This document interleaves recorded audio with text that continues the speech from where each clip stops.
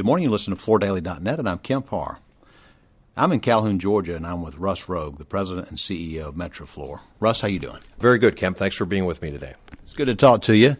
Most people know that Metroflor, a major supplier to the U.S. of rigid core LVT under names like Aspecta and Engage Genesis.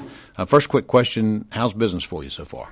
Yeah, we're actually enjoying a very good year this year, calendar year included. We operate on a fiscal that begins April 1st, and of course we're now having just concluded the first 6 months of our fiscal, and we're very, very pleased with how we are performing. Clearly, the rigid core category is unquestionably the catalyst for the bulk of our growth. Our dryback business, which is still a considerable percentage of our overall, is flat to just a few percentage points up. But all in, very happy with how we're performing thus far this year.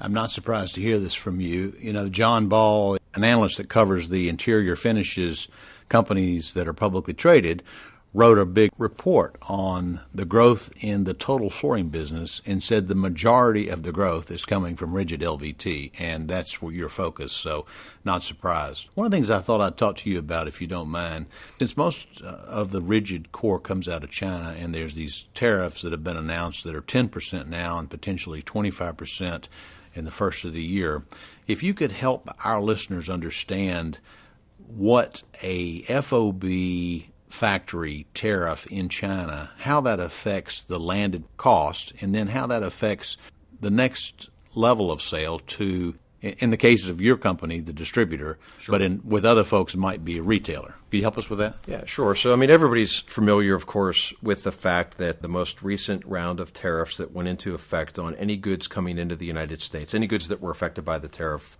September 24th or later. And so the imposition of that additional tariff was 10% on the FOB price, or in this case, the price that we, as the importer of record, are actually paying our factories for the value of those goods. So in generic or simplified numbers, let's just say for the purposes of this discussion that we have to pay our factory $1 per square foot of a product that we're importing from China.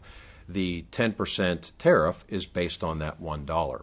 Now, we don't enjoy margins quite like this. Our listeners may be surprised, but let's say that same product that we buy for $1, if you will, the imported price of those goods from our factory, I turn around and sell that product to one of my distributors for $1.50. Obviously, it's a 50% increase.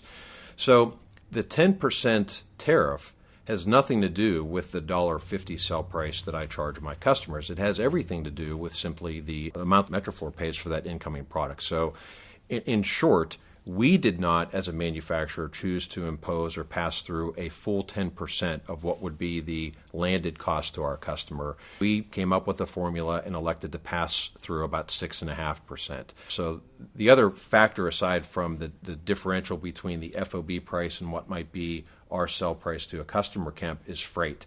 So obviously when we import product from Asia, it could cost anywhere from $3,000 to $4,500 to bring in a container of goods, depending on where we're landing it, West Coast or East Coast or the middle part of the country. And so we don't mark up the freight, and nor does the tariff have an impact on the freight, but yet that freight is a component of the landed price that our distributors pay. So another reason why when we passed on the 6.5% as opposed to the 10, we looked at it as the bare maximum, I guess is the phrase I would look. We wanted to pass on just as little as we felt we had to make ourselves close to whole, although we are feeling a little bit of pain from a margin perspective in this instance. We wanted to remain as competitive as possible and frankly provide our distributors and our dealers with reason to continue going to our displays. Mm-hmm. And where this might get amplified is if the tariff goes to 25%, what would the effect be on the price to your customer?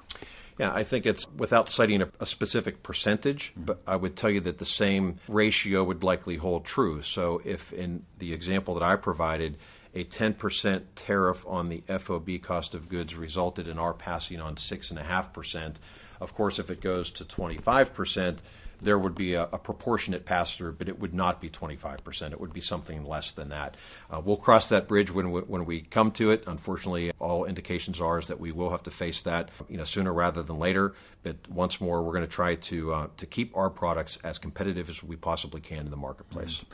Now, there's also been some talk about the exchange rate of the currency that you're buying from. Is that a factor in all this? It can be. We have an agreement with our factories, frankly, where we pay them both in U.S. dollars and in RMB, so we use the local currency as well as the U.S. dollars. It's really a hedge for them and a hedge for us in the sense that if the currency benefit is positive, we both partake in it, but if it goes one way or the other, we're kind of insulated, and so are they.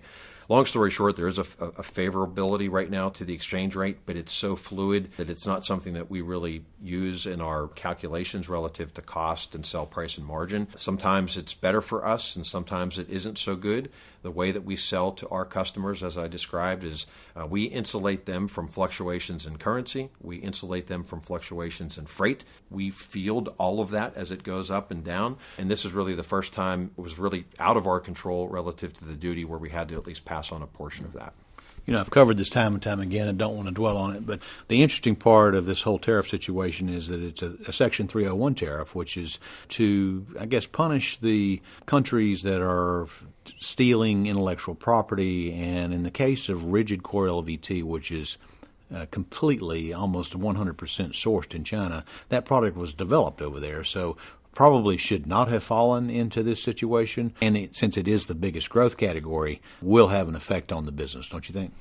Yeah, we agree with everything you said. We were hopeful that through the course of the hearings in which, Harlan Stone, our owner, participated, representing the larger coalition that was formed, we'd really hope that we could make a strong enough case to say that rigid LVT, due to the uniqueness of this category, the fact that the majority of it is produced in China with little to no capacity here in the United States, it really should have been looked at as outside of the reach of the 301 tariffs. That obviously didn't take place. Unfortunately, if the next round of tariffs go through, this category is unquestionably going to be impacted. I would venture to say that probably if 75 to 80% of the LVT that's used here in the United States is coming from China, it's got to be 95% if you look at just the rigid category alone. There's a little bit of capacity here in the United States, very little in South Korea, and beyond that, there's really not much to speak of. So of all the flooring products that are caught up in this tariff situation, I can't think of one beyond rigid SPC or WTC products that are going to be affected quite as overtly. Mm-hmm.